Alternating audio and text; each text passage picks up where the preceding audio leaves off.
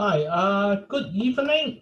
I am Alexis Lau of the Hong Kong Institute of Qualified Environmental Professionals. Welcome you all to this briefing session for the qualification process of our professional membership. Okay, I want to know whether you guys can hear me clearly.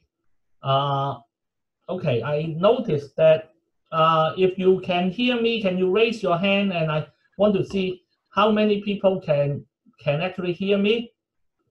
Okay, okay. It seems that everyone raised your hand. Okay, thanks very much. Okay, please put down your hand. If you have questions during the session, you can raise your hand, and we have our staff at hand here. They will, because when I'm talking, I may not be able to see that you raise your hand, but we have actually our secretariat here. They will actually enable you to talk. And actually, I asked them to actually promote you to what we call panelists in this Zoom seminar. So that you can, even when you talk, I like talking to a person, so that if you have questions, I hope that you can actually use the video and ask questions directly. But if you prefer to do it just by voice, it's also okay. Okay, so if you have questions, raise your hand, and because I may not notice that the secretary unmuted you, so don't worry. Just kind of speak in the middle of my sentence. That's okay. I think I would rather have some interaction than me talking all the time. It has been very, very boring to do online class when I can't see anyone. I just talk to basically my own computer. So I welcome interruptions, okay? But certainly, our main task tonight is to explain to you the qualification process of HKIQEP this year. Okay. Actually, the process is very similar to the last few years, but for those who have never attended that, I will go through the whole thing.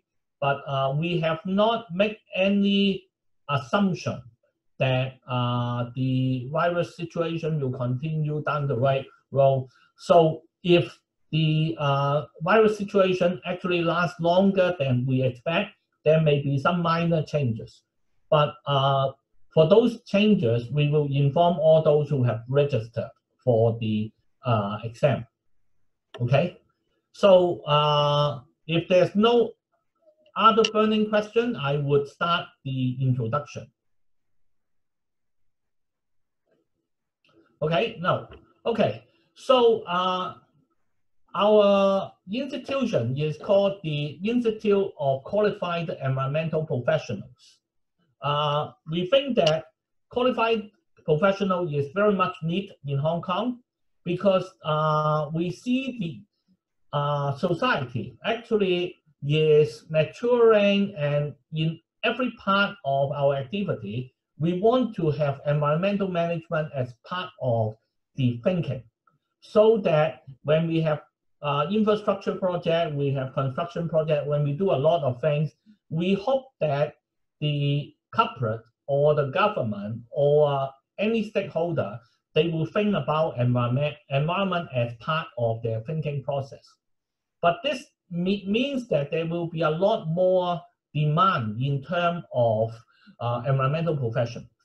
So this is an important demand which we are foreseeing in the future. And because of the demand, we also see that in a lot of universities, our university, HKUST also, there are a number of programs identifying themselves as environmental programs.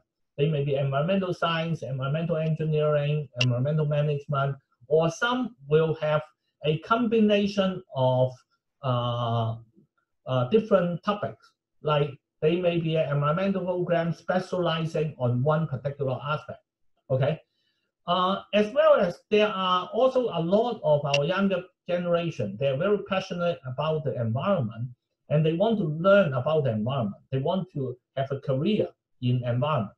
So to be able to do that, sometimes if we do not have a very clear understanding of what is needed in terms of society on environmental issues, sometimes it's difficult for us or even for some of the program developer, they say, okay, for our environmental program, what type of thing do we need to have? Okay, so by looking, actually the Institute of Qualifying Environmental Professional is the board and our founding members are composed of a lot of, I would say, experienced environmental professionals working in government, working in big company, working in consultant company. Some are actually practicing consultants, as well as a number of academics. They look at potentially how the field is evolving, trying to bridge the gap between the demand in terms of the company, in terms of society, what is needed, as well as looking at the training, the supply side, what is being trained in the universities or programs. So we try to define a set of skills which we think that environmental professionals should have. These are what we call the minimum skills, which if you want to be recognized as an environmental professional, we hope that one should have. Okay, this also makes it easier for employers because actually the current situation is that because of the large diversity in environmental programs, if you hire a person to graduate from an environmental program or some environmental courses, what they know can be very different. One may have their program focused on environmental engineering. So they may be looking mainly on like air quality management, wastewater treatment, noise. Another may be focusing on more on environmental science. Okay, so in terms of the diversity, for a lot of people hiring environmental people, they may not know actually who the person who with this environmental degree, what type of thing they have learned. So the Institute put out a syllabus, put out a range of topics that we think, okay, for environmental people with a so-called environmental qualification, they should know at least a minimum amount of knowledge in a certain area. Okay, so we are trying to bridge the needs of the employer with the potential supply of the university program, as well as the need of society in terms of getting more and more into making Hong Kong as well as South China a more livable place. Okay, and environmental industry, we think that is also very important because if you look at both China as well as I think in Europe, a lot of places they talk about the future job. Actually, one of the fastest growing sector will be the environmental sector. Okay, so to prepare our graduate in terms of this environmental sector, we hope that we have some classification of what our young professionals should have. Okay, so this is certainly in line with our hope that Hong Kong will become a major hub, major center of excellence for qualified environmental professionals. Okay, so the way we achieve this is by developing a qualification process and then also keep a registry of qualified environmental professionals.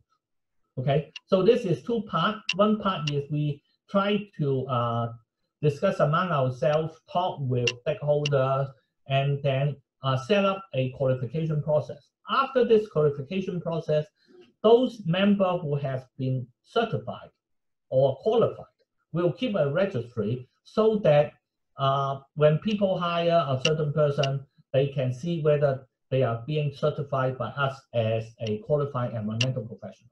Okay, so actually this is a chicken and egg type of thing, because right now there's no need for the market to say, okay, for doing certain qualification, certain type of job, they will require qualified environmental professional, because we only created this recently. Okay, but we are start getting there.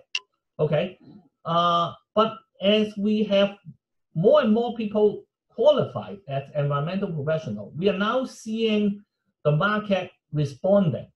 Okay, in particular, like the Development Bureau, when they hire people to do consultant jobs, they used it to say, okay, for consultant job, if you want to have environmental type of credential, one of the ways is if you are a environmental engineer, that will qualify as being a qualified environmental professional from the point of view of the Development Bureau.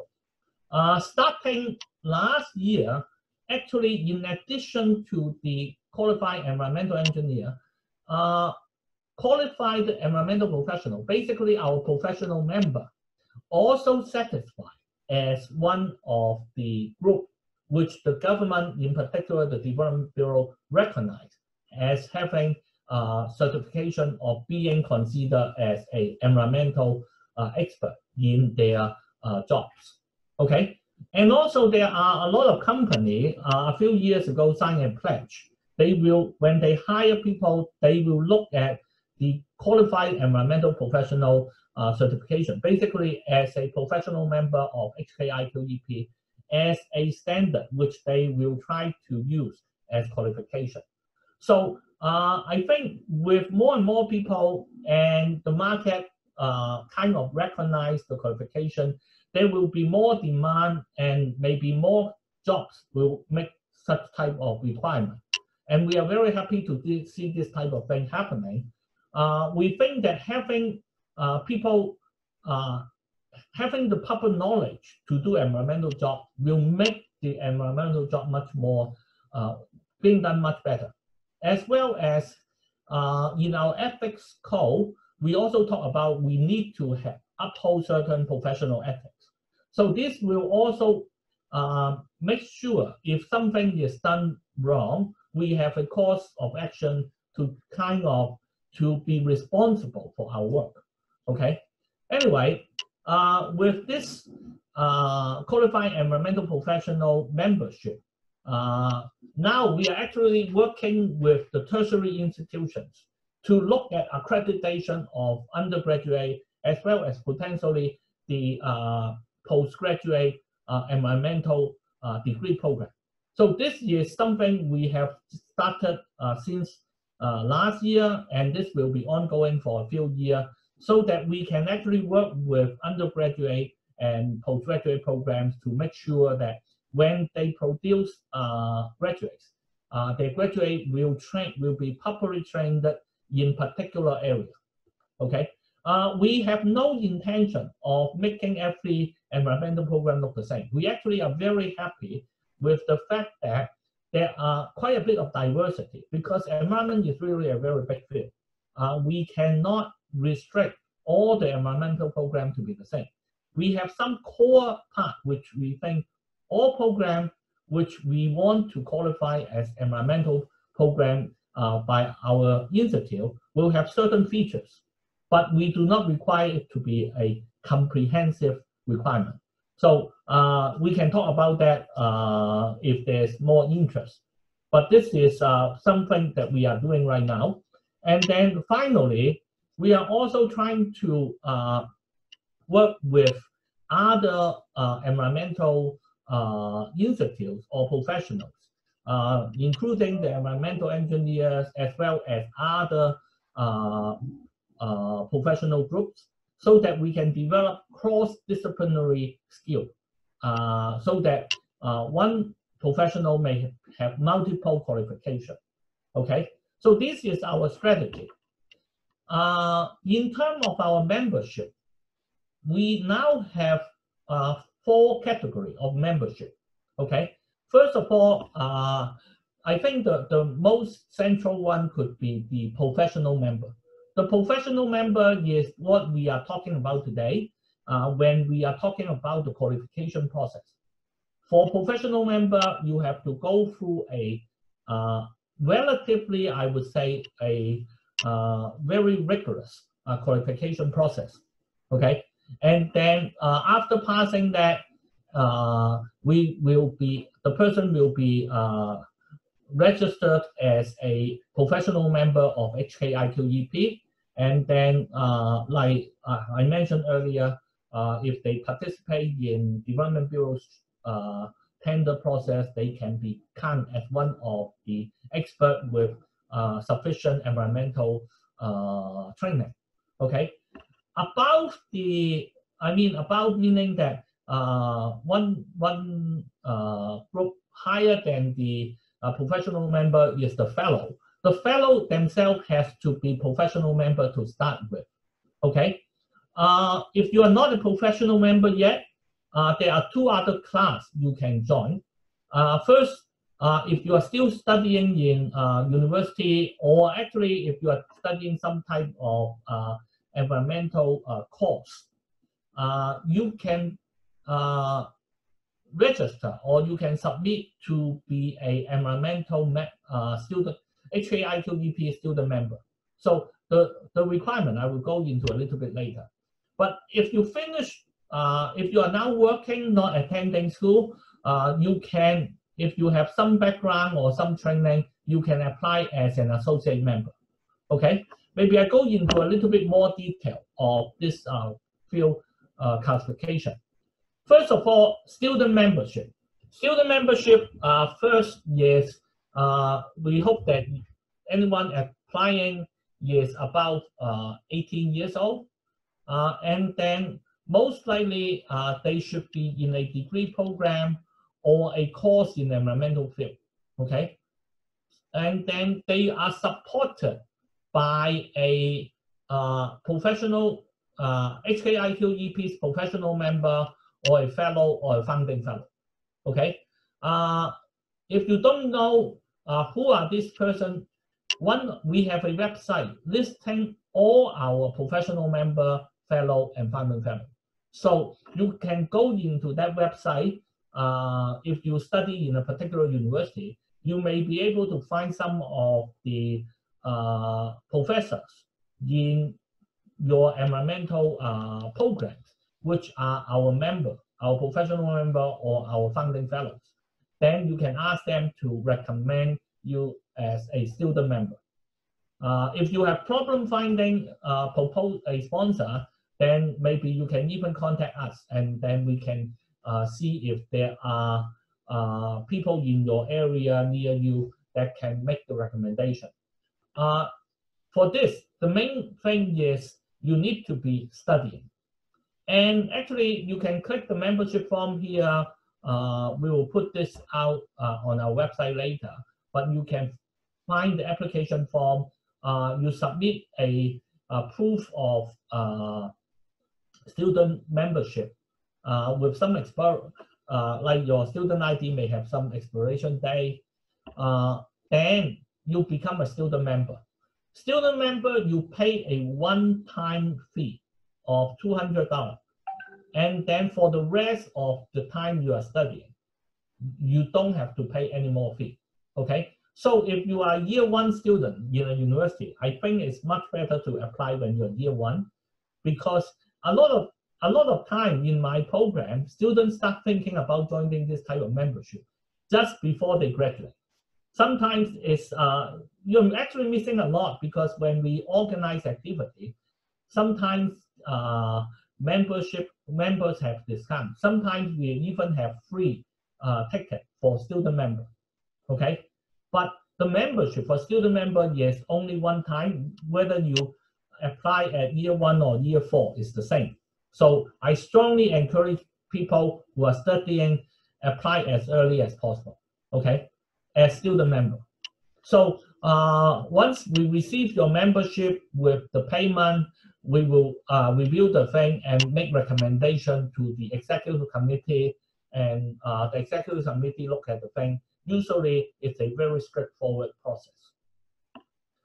Okay, assuming you graduated and you are now working in the field, okay, then the next step is to join as associate member.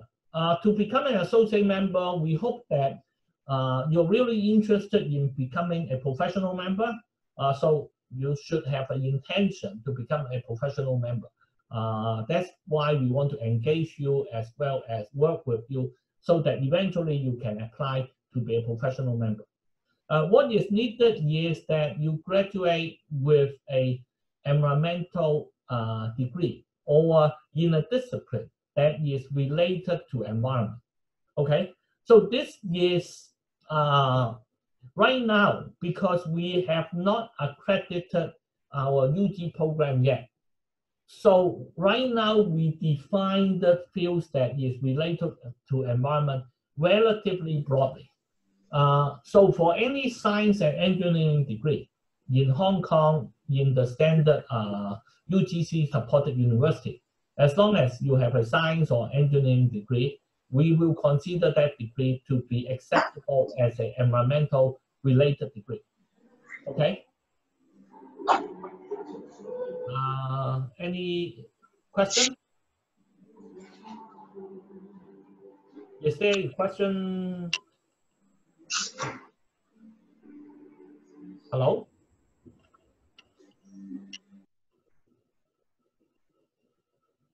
No, I see one hand raised, and then I think,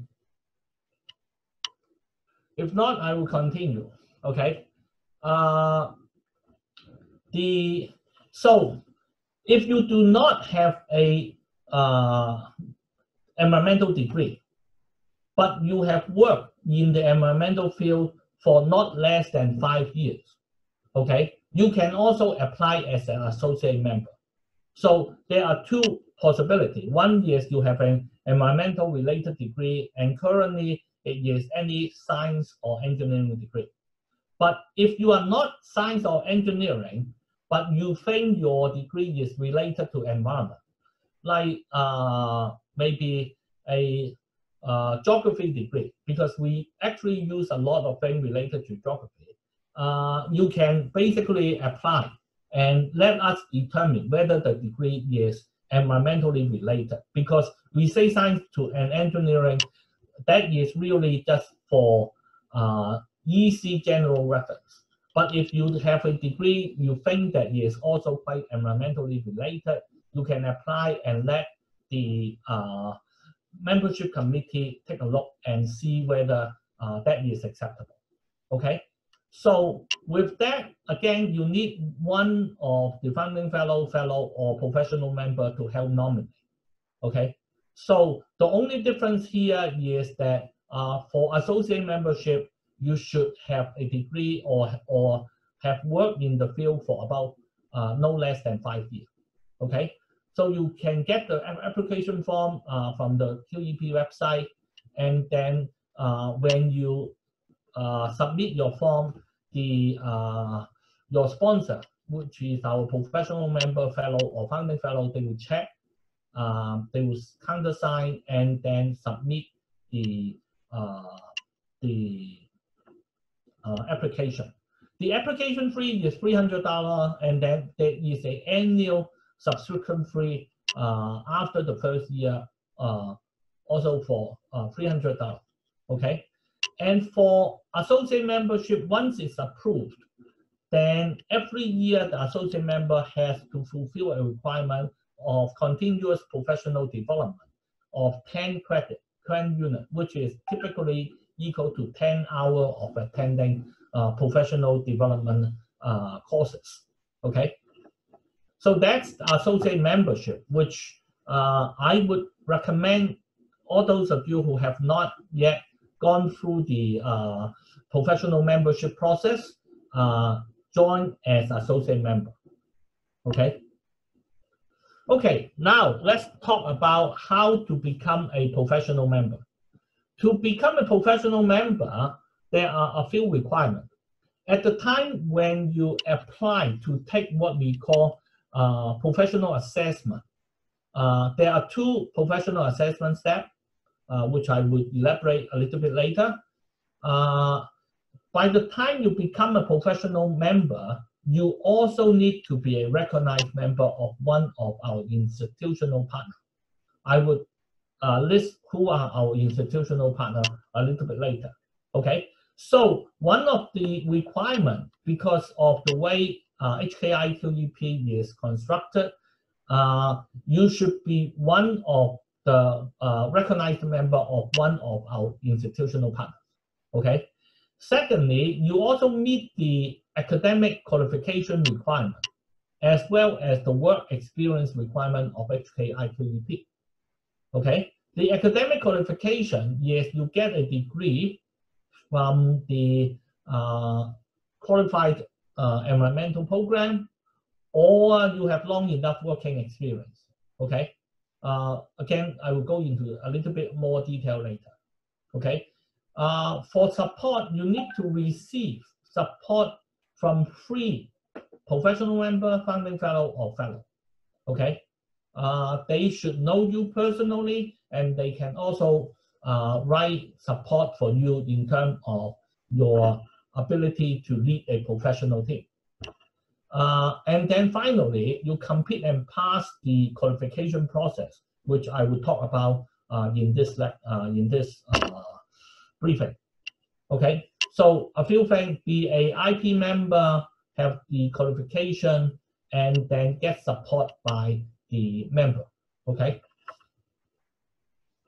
So in terms of IP, we currently have 5 institutional partners. First one is CIWAM, which is the more related to water engineering and management. Okay. EMAHK is environmental management. Environmental Management Association of Hong Kong. So this is more related to management rather than a specific area.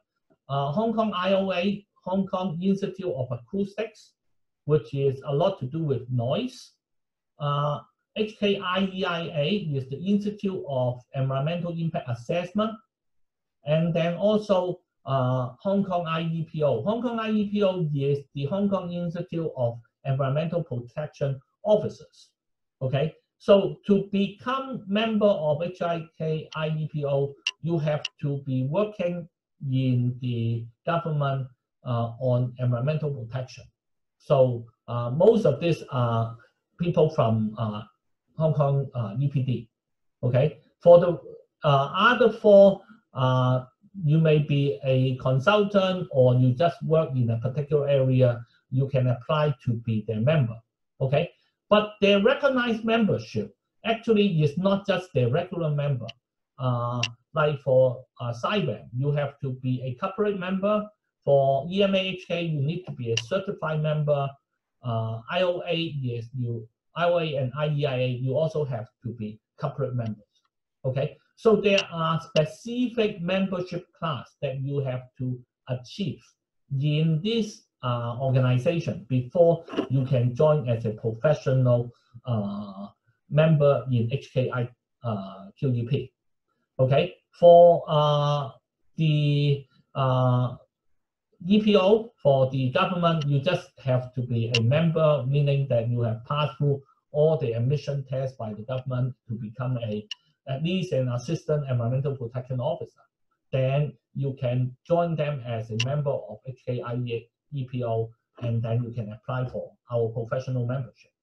Okay, so by the time you make your application as for professional membership, you need to be one of this member. So because to get accredited or to get to this level of membership, each of these organizations need to go through a process to check. So I would hope that you start early. Okay, if you want to apply like a few months later, and you are not a member here, you should be start thinking about how to apply for this. Okay, If you have questions about how to get into one of this, we can answer that a little bit later during the question and answer period. Okay.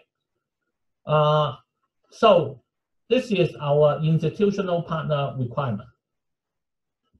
Academic and work qualification, basically, if you have an environmental degree, what you need is 5 years of environmental work after your degree, in which within this 5 years, you have about 3 years position of responsibility in environmental related work. Okay, so here, if you have a degree which we recognize as an environmental degree, you need to have 5 more years of working experience in the environmental field after you graduate. And within this 5 years, 3 of which are position of responsibility, meaning that you have to manage a team or you have to manage a system type of thing. Okay, so you can see from here, actually, although we say the minimum is 5 years, a lot of time you may not be able to get into a position of responsibility in the 3rd year. So really, we hope that you at least have 3 years of, yes. Hi, I want to ask about the position of responsibility. Yes. Because you mentioned that it's related to managing people or system. Yeah. What kind of evidence or proof should I provide to meet this requirement? Probably you need to provide evidence like your job nature, what type of thing that you have done, and then in your support letter, the sponsor actually can vouch for you if they are your senior member or they know about your work. So depending on what type of evidence you can provide, okay? So we do not specify how you provide this, but like if you have some documents saying that you are in charge of a team, or your sponsor will help you write something. So we need to see evidence of that, but we do not say exactly how this needs to be provided. Okay. In the interview, this will be one of the things that the interviewer will try to ascertain. So they may ask you questions about if you say you're in charge in a certain project, what do you do, and that type of thing. Okay? Okay, thank you. Okay. Any other question? No? Okay. So that's when you have an environmental degree. And as I pointed out earlier, right now, we define environmental degree as either a science or engineering degree from Hong Kong, or if you actually, even if you have a science or engineering degree from outside in a recognized university, that also counts. But if you are not, but you think that your degree is environmental related, you can submit your application. We'll get our secretariat to look over it and then see whether that satisfies our requirement. Here we are trying to, we don't want to say only a few degrees will qualify. We will look at what you have learned and try to benchmark it with what we think is necessary. Okay. But if you don't have a degree, you can, if you can say, if you get a business degree, which is not necessarily environmental related, but you have since worked in environmental field for 10 years, then you can apply, okay? Or even if you do not have a bachelor's degree, okay? This is without an environmental degree or without any degree, okay? You can still apply if you prove that you have 10-year experience working in environmental area, okay? For applying for professional member, you also still need 3 years of position of responsibility in environmental related work, okay? So here, can I ask a question? Sorry, from the previous slide. Is the work experience from anywhere in the world like included in this category? So can it be international? Yes, it can be international, but you need to provide evidence. Okay, this is important because if it is local, probably you can easier. Maybe we can get some. You need to have credentials to prove, but usually if you are in the field, maybe the interview will try to find out more about your experience. Okay. Yeah. International experience also counts. Okay, any other question? Good questions, thanks. Okay, for sponsorship, you need to find 3 members to support you. These 3 members should know you personally. And we send out guidelines to our members to ask them before they support any person. They actually should take the responsibility to actually, when they sign to support a person, they should feel comfortable. If they are not comfortable, they should let us know rather than sign the sponsorship. So they would be kind of, we rely on our member. When they introduce new people, they should know the person, okay? However, again, so actually if you don't know the members right now, one of the ways that you can get to know more of our member is to join as associate member or student member, come to our social function, our gathering, and then you probably have a chance to meet a lot of our members, founding fellows, and a lot of us, okay? So this is a way, I think, because the environmental field is still relatively small, and we really are very interested to meet new people who are interested, who are passionate in the field, okay? So another way to identify member is there may be a lot of people you know, but you don't know that they are our professional member. So the membership directory is another place which you can find out who is the current member or founding fellows, okay? So let's talk about the qualification process, okay? The qualification process has 2 parts, okay? The first part is our professional assessment written test, okay? And then if you pass the written test, then you can apply for professional membership assessment part 2, which is an interview. There is a language test for a short communication piece that you have to write, but the main piece here is actually the interview. So we have both the first part is our professional assessment part 1, which you don't actually have to apply for professional membership. You still can take that first part. But then the second part, which you apply and we consider you for actually professional membership, that part you need to file through an application, okay? So maybe I talk about professional assessment part 1, okay?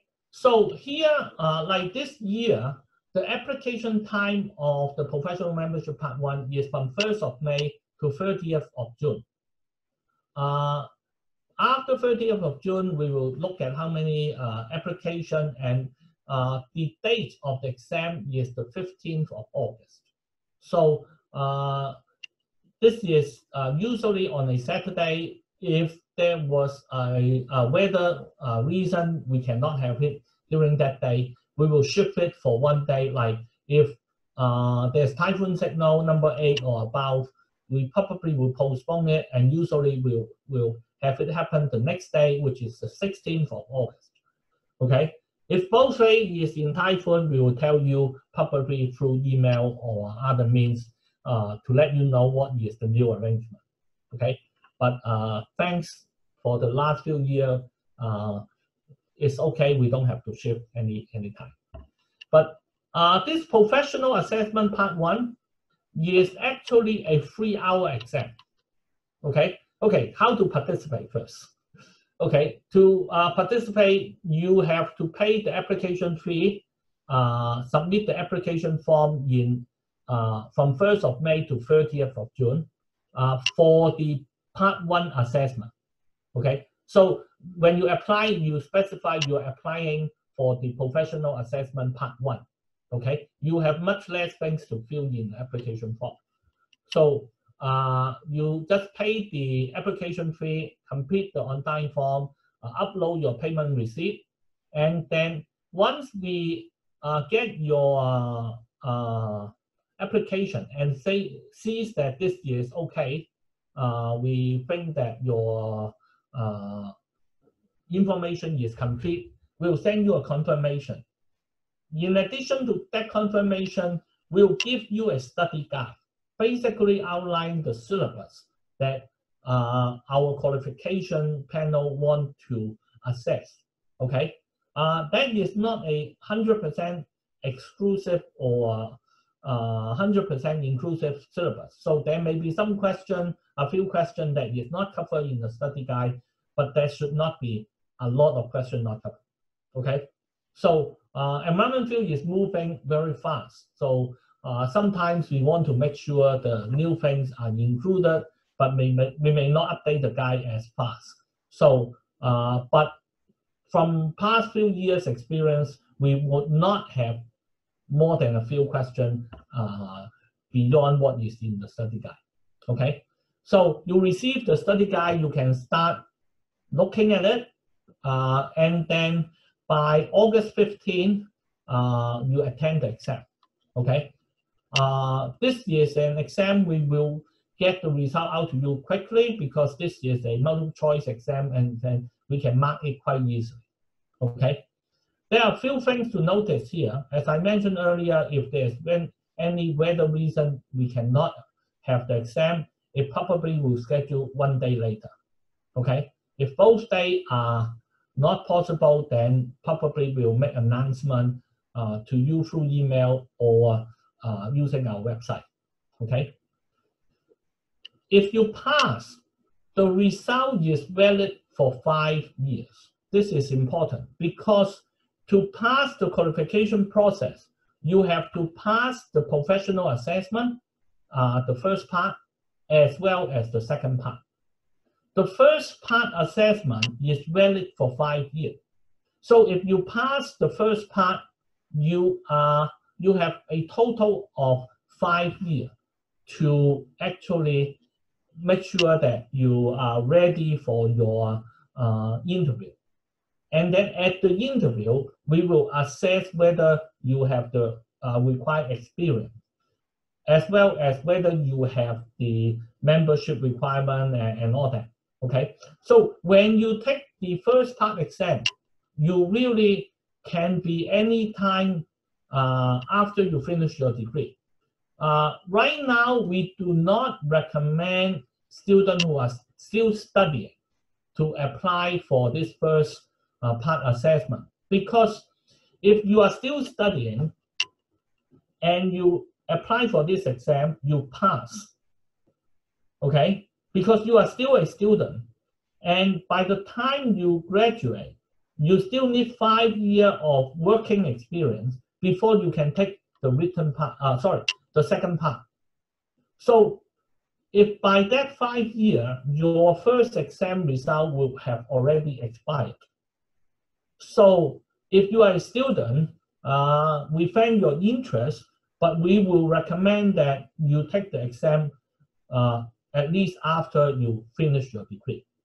Okay, because by that time, if you are so good, you pass the exam the first time, your exam result will be valid by at least for 5 years. You have a chance 5 years later, within this 5 years, to apply for your professional membership. So we do not recommend students to take this exam. Okay, but actually we do not have any requirement. So as a student, you say, I understand all this caveat, I still want to take the exam. That's okay. We would not stop you, but we will actually let you know that, okay, if you want to use this for a professional membership, it may not be possible. Okay. if you fail this exam, you can take it as many times as you like, okay? But we only have one exam per year, okay? So there's no number of exam, times restriction, how many times you can take the exam, okay? So what are the exam format? The exam is with multiple choice questions.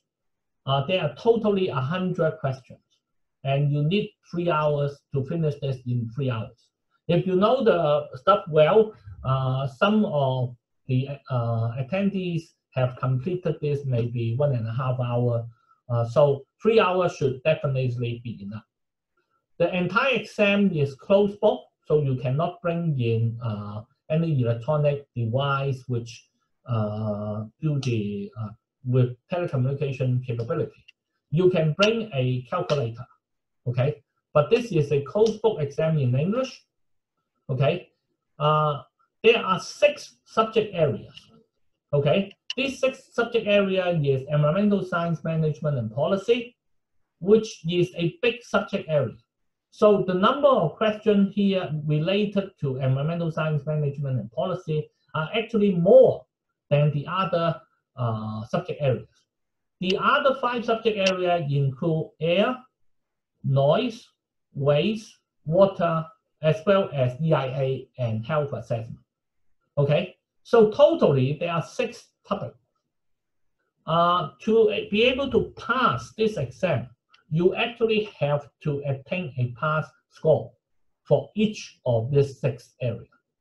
So if you get full score in 5 of them, but you get a 0 in 1 of this, you would not be able to pass the exam. The reason why we said this is because we want to make sure that people call themselves environmental professionals, although they are not in one particular area, but they at least know what we consider fundamental knowledge about at least these 6 areas, okay? But don't worry, this sounds like a very stringent requirement, but since we give you a study guide, in terms of what you need to know, what is considered fundamental is actually quite fundamental. If you are in the area and you study a little bit, it should be okay, okay? So statistically, we still have a lot of students who take it once and then pass, okay? On the other hand, there are students which we know that have taken this more than 1 or 2 times, they still fail. And sometimes what we find that is 1 year they fail on one particular subject, next year they may fail for another subject. My recommendation is that if you get the study guide and spend a little bit time to study it, it should not be that difficult to pass if you have some training in the environmental field. But if this is really new to you, you may not be able to complete that study in just 1 or 2 months before the exam, okay? So if you have very little background, I would suggest that, well, you plan to take a little bit more time to study, okay? So this is at least the setting of the professional assessment number 1, okay? So again, here, there's validity of the result is for 5 years. We will give you a study guide after we process your application. There's no requirement. So we recommend you to have your environmental degree first. But if you don't, you want to just look at what the exam look like, you can still register. And there's no number of limit in terms of the attempt, how many times you can attempt. But every year we only have 1 exam, at least up to this point, okay? If you want to, we will share this PowerPoint later if you want to know what is our syllabus. The syllabus is a very short version of what we cover. So the study guide is one that provides more information, okay? In terms of application, you can follow this link and then it will be an online website for that. Okay. So I'm not going into a detail of each of these 6 areas, but I will just give you some heading, like what our so-called environmental science management and policy require. So as we mentioned, we need something called environmental science fundamentals, global and multimedia environmental issues, generally about what is environmental impact, how to do site assessment, how to do risk assessment process. I'm not going to read this out in detail for you, but once you get the PowerPoint, you can actually look at it. In addition, we have in the first 2 years when we have the exam, we have invited the sub-panel member of each of these subjects to give about a half an hour talk about each of this subject, okay? On what type of thing they would assess, what is the syllabus cover, and so on, okay? Those, although a few years back, is still useful, and you can find the link to them on our website, okay? We will release that. I think right now maybe because of we are not releasing it before the application is out. So when we start the application process, we intend to allow those websites to be active again, and you can look at what is the detail of each of this area. So the 6 areas are really environmental science management and policy, air, basically air pollution, air quality related thing, environmental impact assessment and health studies, health assessment, noise, how to assess noise, how to define it, as well as make prediction, what is the rules, environmental noise management, that type of thing. And then waste, waste is a big topic, so is outlined here is also bigger. Water quality, water resources, what are the requirements in here. So these are the 6 areas which we will test on, okay? Assuming you pass, then the second part is you apply for the professional membership, okay? So the second part is another exam, which is mainly an interview plus an English test, okay? For this, this year, before this year, there's only 1 round, but this year we are foreseeing an increase in number of applicants applying to take the exam, take this exam. So we are now opening up 2 rounds of application. The first round is from 15th of May to 31st of July. You can see from here, from 31st of July, this is before our next part 1 exam, which is in August 15th, okay? So for round A, we are encouraged people has already passed the first part of the professional assessment in earlier years, okay? For them to apply to be evaluated under the first round assessment exercise.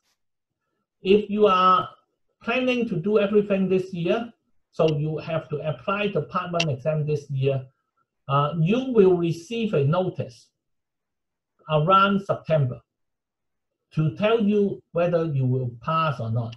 If you pass this year, you can attend the second round, apply to the second round, which will open from 1st of September to 15th of November, okay?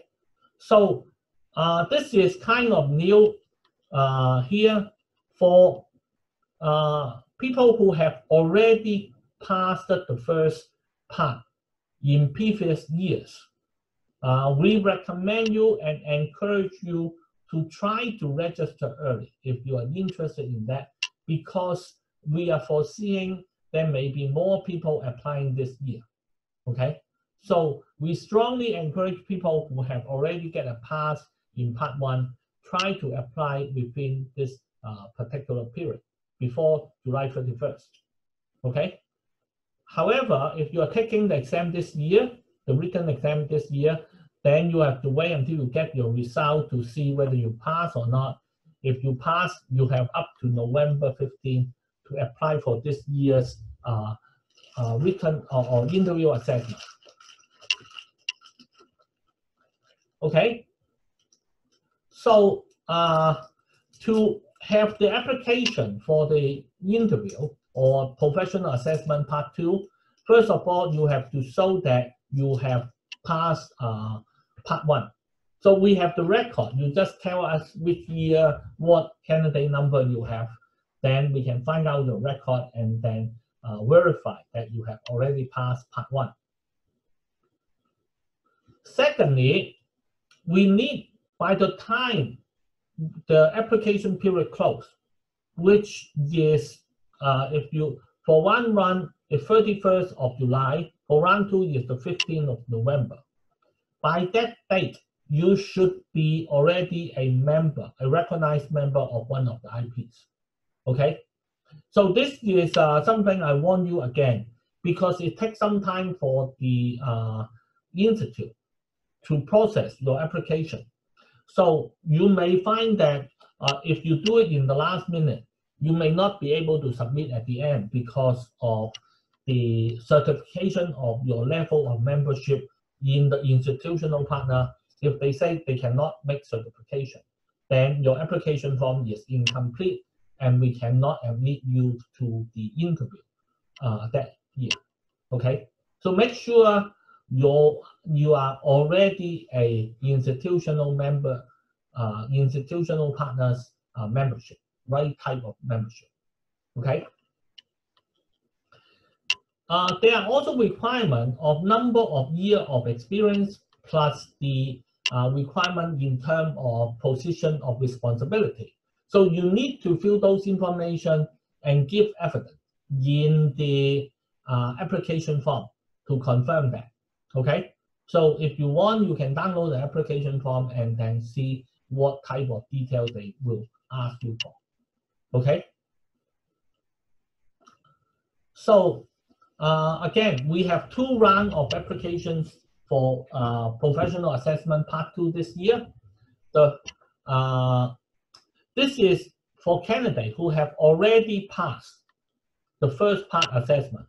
Okay, you can see from here why we actually this year we have 2 rounds, because we know that there are quite a number of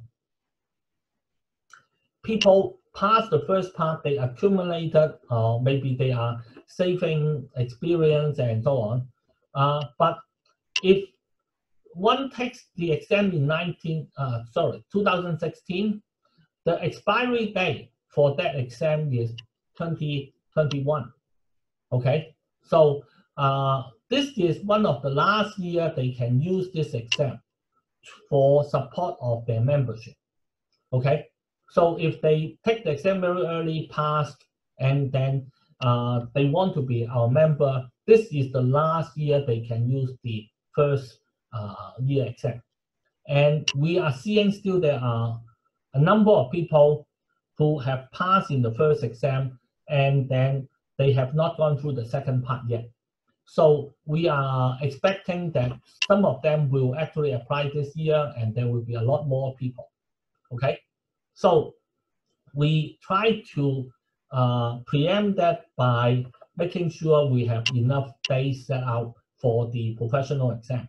So if you are one of the people who already get your professional assessment Part 1 pass, and you are already a member class of the IP, we strongly suggest that you participate in the first round assessment. Okay, the first round assessment application form will start to be available by 15th of May, and then the link will be available at that day. Okay. For round B, actually this is the application period is from 1st of September to 15th of November. So if you are taking the Part 1 exam this year, if you pass, you should get notified to the latest early September. So by early September, you know that whether you pass part 1 or not. And then if you pass, and you also have the other credentials, you have up to 15th of November to submit your application, okay? Application form is available actually for, basically there's only one application form.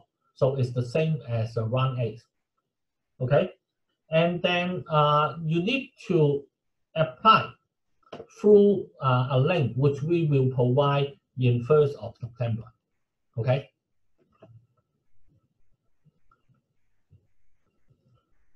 For each of these exams, eventually, we may have a information session, be more specifically for how you prepare and pass for the professional interview or the professional assessment part 2, okay? So today, we are really just talking about the whole process. Before the end of the deadline of the application period, we will have another session, probably talking more specifically on this part 2 professional assessment.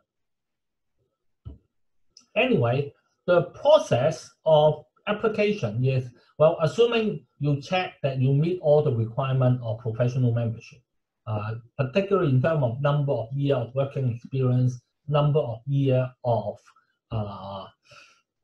experience in a leadership position, okay? And then you download the application form, pay the fee, upload everything online, including your support document, get it, the payment receipt of your application fee submission, and then sign and get the supporter to endorse your application package, and then submit online through the application site that we will give you later, okay? You will get an acknowledgement. If everything is in order, you get an acknowledgement telling you potentially what day you have to attend the interview, okay? So that's how you apply for the second part, professional assessment, okay? Assuming all your credentials check out, then during the assessment part 2, what you do is when you apply for that, you email, just like when you apply for part 1, this is applying for part 2, okay? You submit the application fee. Also, once you get this into our system, we will let you know what time and date you will be interviewed, where you will be interviewed, okay? And then we will get a specific date for you to come to a particular location, and then you will meet the interviewers, okay? The interviewer will ask you questions. To a large extent, they will reference your work experience to ask you questions related to that, okay? This is just a hint to let you know if you want to apply for this, you need to actually prepare all this information, okay? So you attend the interview, and after a few weeks, you should receive a result, okay? If you pass, then you pay the membership annual subscription fee, and then you become a professional member. The professional assessment part 2 is in 2 parts. One part is a written test. This is a very short written test. It's more testing on your English writing skill. The question that you have to, this is usually an essay. You write something about environmental stuff, but we are not using this to assess your environmental knowledge. This is just, you have 20 minutes, you have some idea, whether you can write it down, and then when it's presented, it is articulated and logical. We are not expecting to get you to explain a lot of difficult things in this written test. The written test is more on looking at the communication skill you have, okay? And then after the written test, you will attend an interview. This interview is usually 30 to 45 minutes. Okay. There will be interviewer asking you questions in particular related to things that you have submitted in your application form, saying that you have experience on those things. The interviewer will try to stick with what you have submitted, but certainly they are free to explore more things to try to see how much you know about the environmental field. Okay? So these two parts combined together is our professional assessment part 2.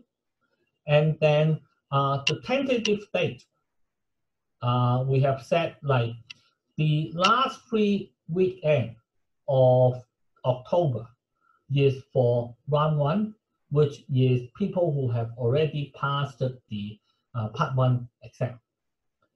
For the second round, it is the 3 Saturdays around February 1st. So 2 Saturdays in January and 1 Saturday in the first Saturday in February in 2021. Okay. So again, I want to reiterate, we encourage people who have already passed by now as part 1, and you have already joined a institutional partner. Then try to submit your application as early as possible. We don't want to pack everything to the end. Otherwise, we may have to arrange more time for the interview for round B. Okay. As I mentioned earlier, for applicants, or we will advertise the thing is, we will try to arrange a briefing session for people so that they can know a little bit more about this exam. Okay, that will be scheduled before the deadline of the application period. Okay, in terms of what is assessed in this professional interview, well, they will ask a little bit about your environmental experience, as well as your environmental knowledge in the area that you say you are practicing. Okay, remember, in our qualifying exam, part 1, we are supposed to ask you something relatively basic. Okay, because that is for checking whether you have the basic environmental knowledge. But when you claim to be a professional, you will claim in 1 or 2 or how many areas that you claim. So we want to make sure you actually know and can talk with another environmental professional in a reasonably sophisticated level. Okay, so the environmental knowledge and experience part here, we specifically will identify reviewers who are in the field that is similar to what you are in. And they will ask questions somewhat related to your work area. Okay, we have asked them or instruct them not to go too much beyond your own area, because we understand the environmental field is so wide. Okay, if we can ask any area, it's very difficult for you to know everything. Okay, so we will try to ask you in our application for what area you are in. Okay, it is a little secret here, is when you claim what area you are in, do not put too many claims. If you check, you say, okay, I did EIA, and in the EIA, I read through air, water, noise, all this type of area. I put a check mark on each one of them. Okay, if you do that, what happens is that when we identify interviewer, we will try to find area that is suitable or similar to yours, having reviewers. So the more box you check, we have an easier way of identifying reviewer, but the reviewer will assume that you are a real expert in the area you check. Okay, so be careful not to check too many boxes when we ask you what is your area.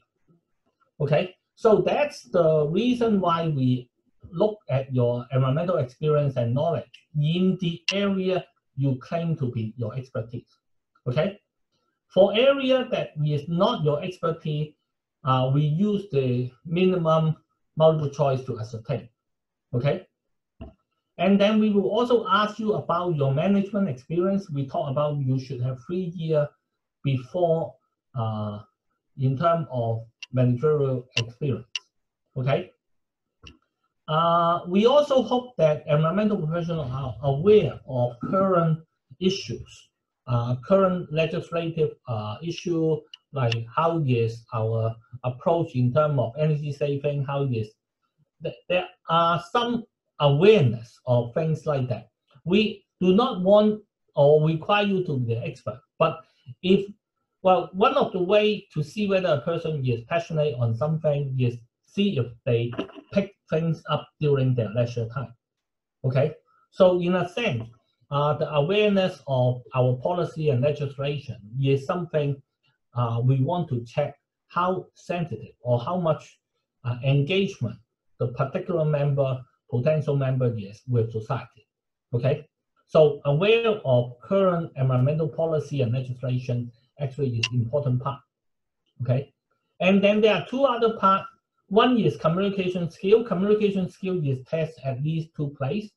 One is when you talk with the interviewers, are you articulate, are you saying in such a way that is easily understood by others. Okay, that's the communication skill part.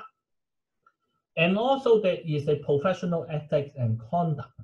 Okay, this is assessing, make sure that people who call themselves environmental professional, they adhere to a good set of professional ethics and conduct. Okay, so how do we do this exam? For each of these 5 areas, we will give the candidate a score. The score is 0, 1, 2, or 3. Okay, so we told the reviewer, okay, an average grade may be 2. Okay, whether the person is clearly better than the average, then they may get a 3. If they are clearly worse than average, then they get a 1. Okay, if you get a 0 on any one of these 5 subjects, you fail, because you cannot fail miserably in any one of this. Because if you are great in all the technical things, but we think that your professional ethics is problematic, then we will give a 0 on here. Or if your communication skill is so bad that we think that it's very difficult to communicate, talk with you, then this may eventually, you get a 0 in one of this. Okay, when you get 1 0 there, that means you automatically fail. But if you get a 1, okay, our passing score for this system is you should have overall score 10 or above. Okay, so if you are average in every one of them, actually you get a 10. Okay, but if you are weak in one area but you are very strong in another area, then it is possible that you may have a 1 or 2 1s, but then you at least have a 3 or 2 3s to compensate, so that the total score after counting all 5 attributes is 10 or above. Okay, so this is, you can ask yourself, okay, in any particular area you're not comfortable with, can you do it average? Okay, if you are everywhere average, then you pass. But if you have one area that is not as good but not failing, but you have another area which can pull your grade up, that's also okay. So this is the content of the assessment part 2. If you want more detail, you can go to this website. Again, I hope that you can actually remember this. Maybe I will ask the secretariat to send this out so that you know where you can find this reference material. Okay, I'm sorry for taking so long, and I noticed there is one person raised your hand. So please ask the question.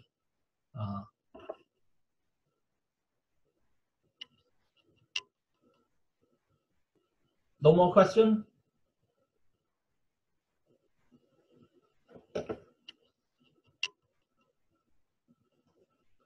Yes, please. Hello, can you hear me? Yes. Okay, what I would like to ask is about, you mentioned that there are 6 areas for the multiple choice questions for the particular assessment one. Yes. And you mentioned about the environmental science management and policies is a major one.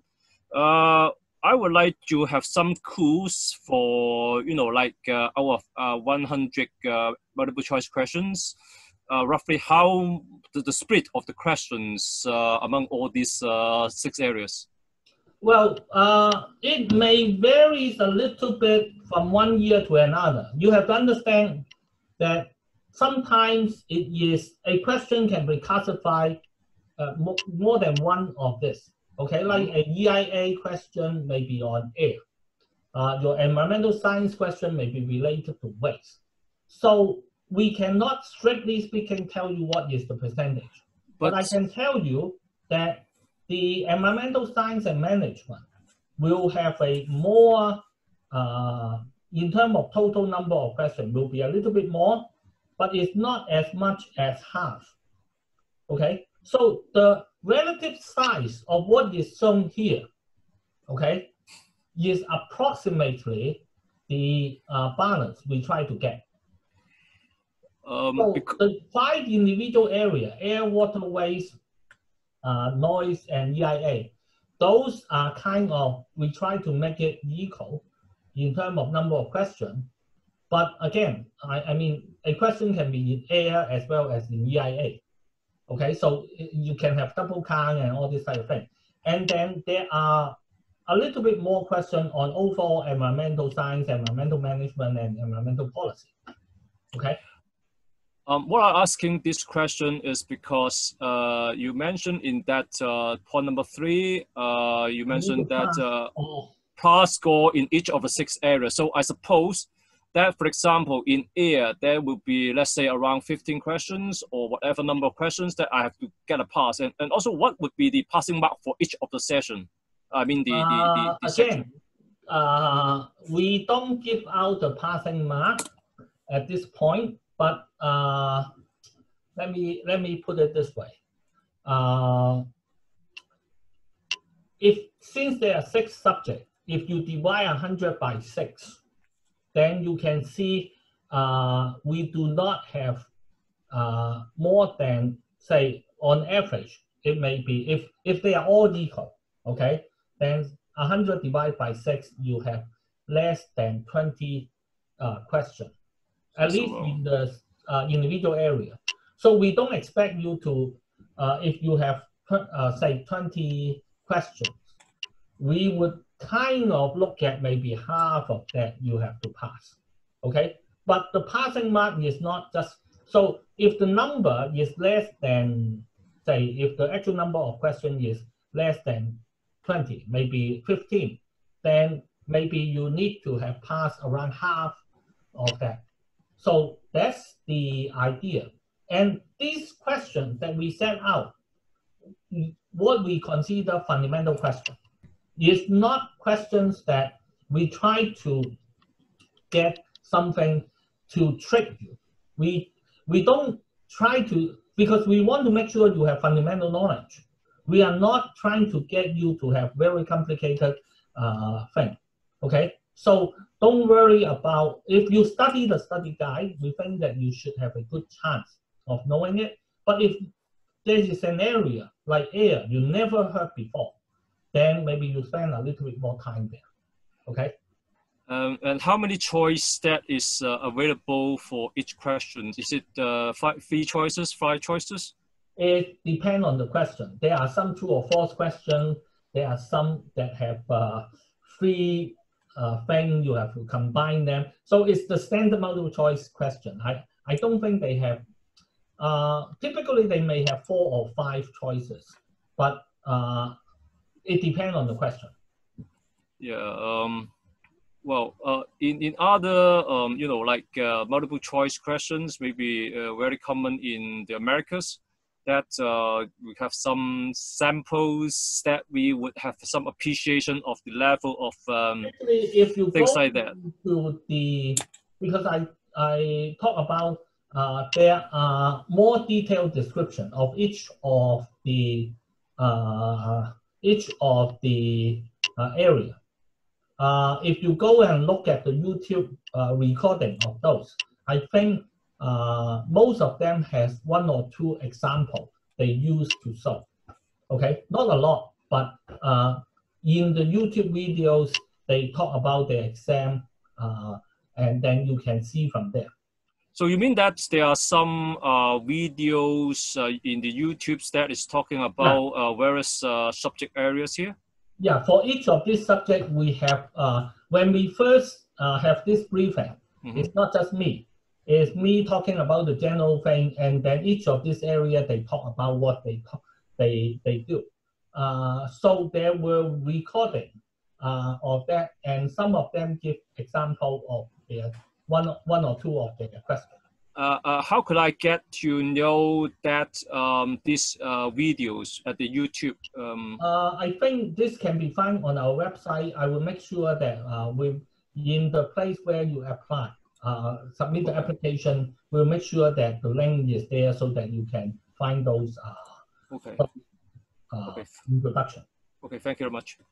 Okay, next person.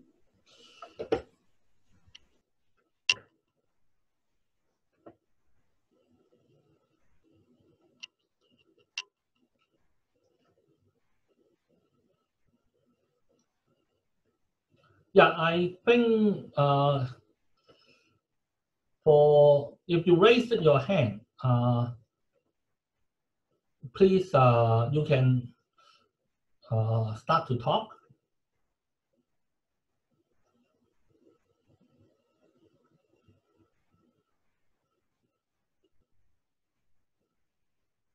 Hello, can you hear me? Yes. Since I am kind of late to join this meeting, so you just mentioned this recording will be uploaded to the HKIQEP website, right? I think the secretariat will be a better person to answer this than me, but I think we are planning to make this available. Where exactly they put it, I think I have to let the secretary answer. Oh, okay, cool. Thank you.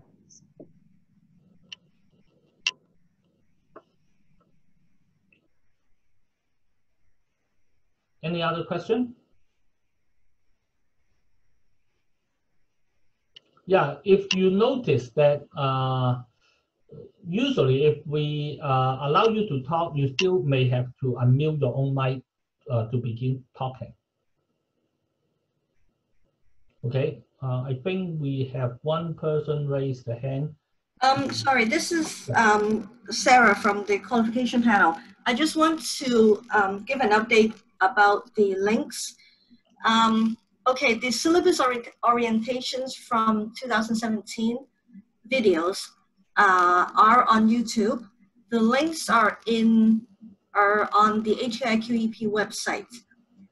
This video will also be put onto YouTube as well.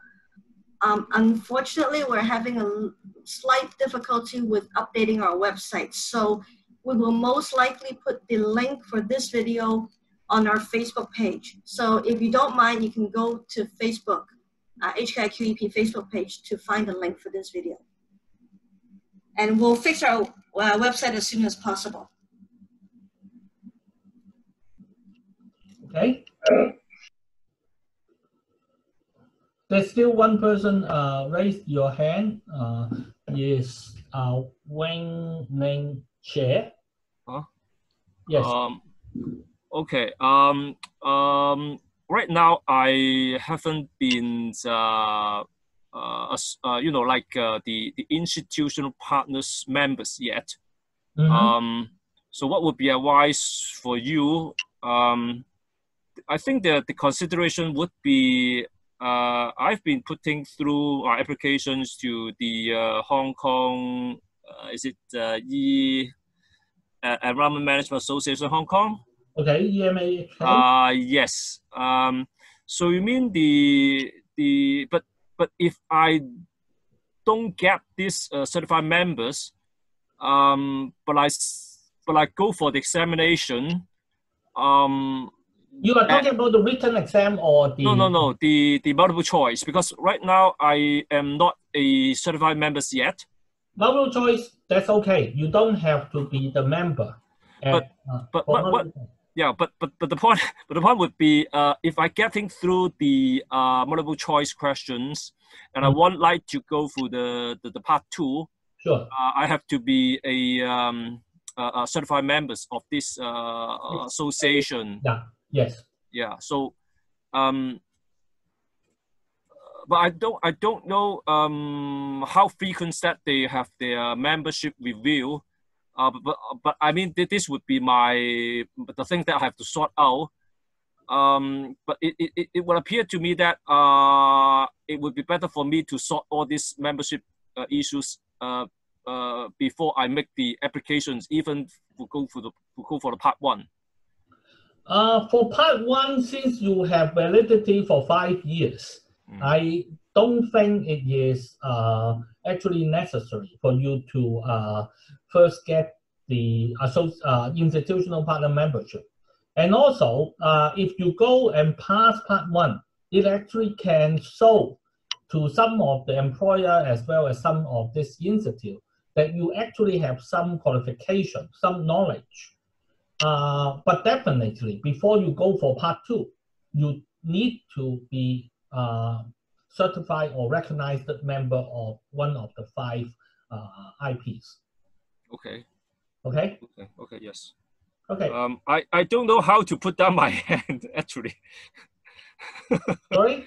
I don't know how to put down my hand. Okay, your hand is okay, down. Okay, thanks.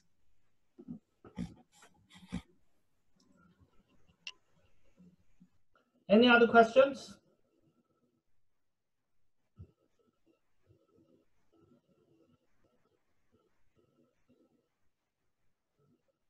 Well, if not, I would pass the mic back to the Secretariat to see if they have any announcement.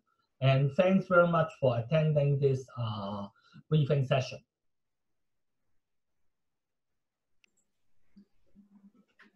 I don't think we have any further announcements. If you have any questions, please email us at qualification@HKIQEP, and we'll try our best to answer them.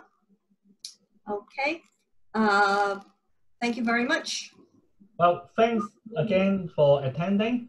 Hope to see you in August or in the qualification assessment part 2. Okay. Thanks very much.